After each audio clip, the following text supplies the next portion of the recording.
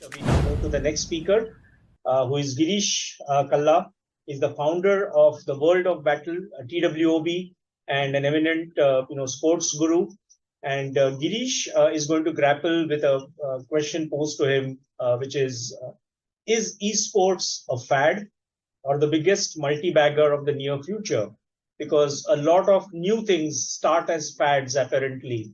And even before people can bat an eyelid, they have become huge multi-baggers. And we have seen this in our lifetime about so many things. And we are absolutely dying to hear from Girish on what his take is on esports. And I know we put people like Varun, we people like Girish on a tight spot because this is actually what they evangelize, and provoking them with a question like this is really not fair on our part. But then that's the whole idea, to kind of seek a response. So Girish, over to you, and your 10 minutes start now, as they say. Thank you, sir.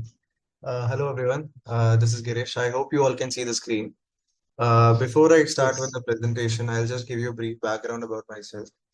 By profession, I'm a lawyer. I never had any intention of starting this company, in all honesty. It's only COVID where I was at home doing nothing, 6 months, 7 months joblessness, and geo penetration in India and gaming picking up a peak.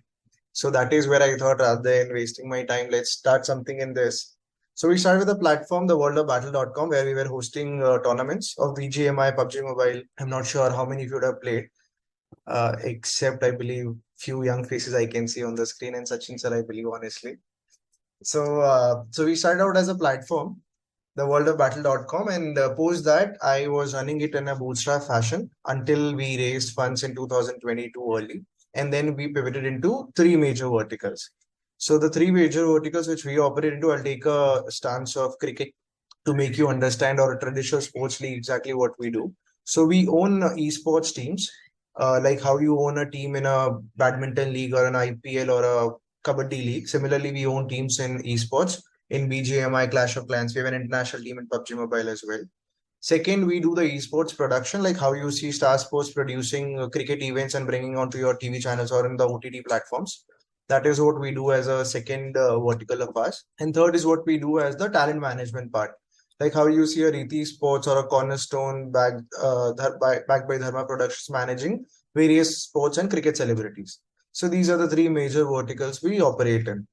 Now, coming back to the topic at hand, whether it's a fad or it's a multi-bagger, I'll just take you through a few slides, few data points. And I do believe it's not a fad, it's a multi-bagger. That is why I'm here.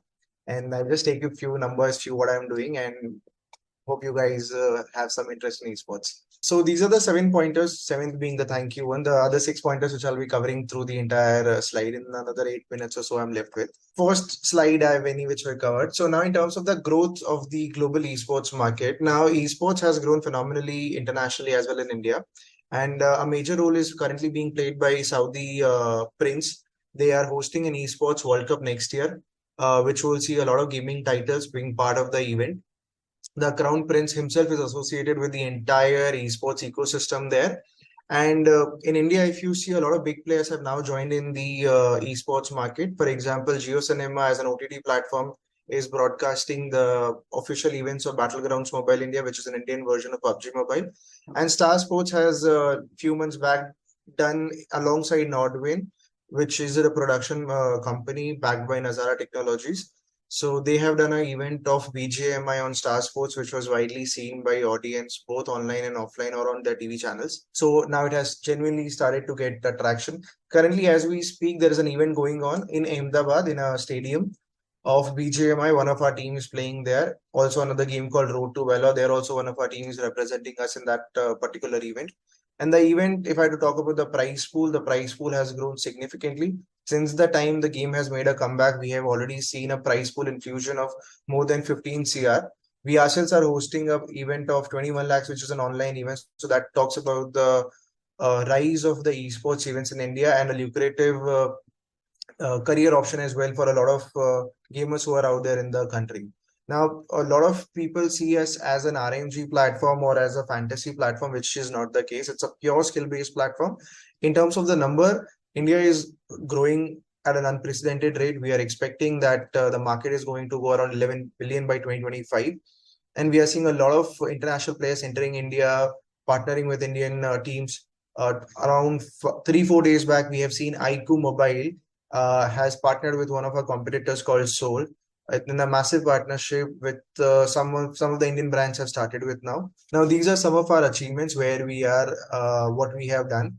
So there is a recent event which happened in Hyderabad called DreamHack and Kingfisher India Premiership League, where we were the crown champions of the entire event, which has went on for a period of 3 days. After 3 days, we won the event.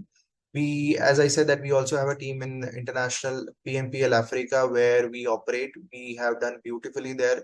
It's an Egyptian team which we have signed to get into the international market as well.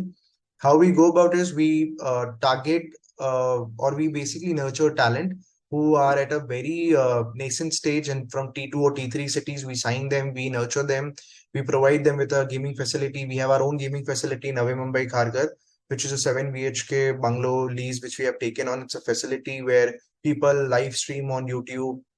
We run our studio from there where the streams are being made live as well. In terms of the scalability, if you can see here, I'm hoping the numbers will be seen. Now, it's just a pure comparison which EY has done in their report alongside the IPL as well as the esports, that what is the price pool in terms of INR million, in terms of what is projected in terms of INR billion, where the price pool stands and what all the revenue streams are going to be.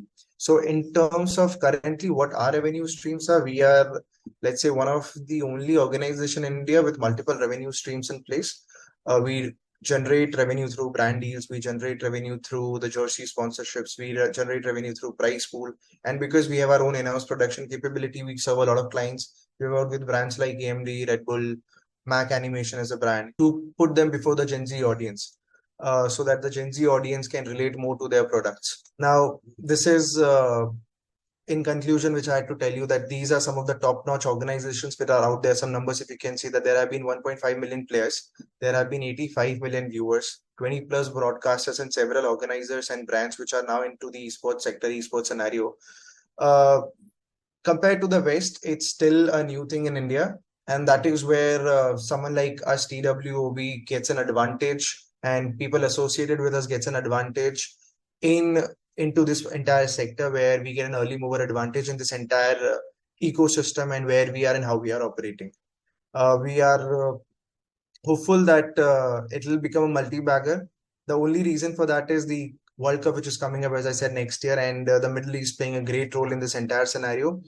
And if you all, I mean, I'm not sure that you guys would know, there is a Counter-Strike game as well. I believe Sachin sir would have played it. So that Counter-Strike game also, there is an India versus Pakistan, which is also happening next year early. So that is also bringing in the fact of, an India-Pakistan Counter-Strike match also. So there's a lot of interesting stuff happening around esports. I hope I've been able to tell you guys what I'm doing, and hope you would have understood what esports is.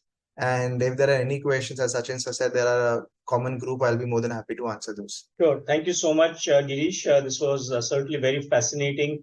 And I know I have seen this story from close quarters, but I'm sure the folks who kind of saw the whole esports scenario, the huge landscape, as you kind of shared it, would be quite surprised that something as phenomenal as this is kind of silently growing. And the day is not far away when India will be winning, huge prizes and will be on the global map of esports, thanks to front runners and torch bearers like Girish here. So Girish, thanks for taking the time. Thanks for being a sport here. And for those who must have seen on Geo Sports, very mainstream channels like Geo have kind of started promoting esports. So the day is not far off, and you would be curling up on your sofa, not to watch the World Cup of cricket, but maybe some World Cup, of esports.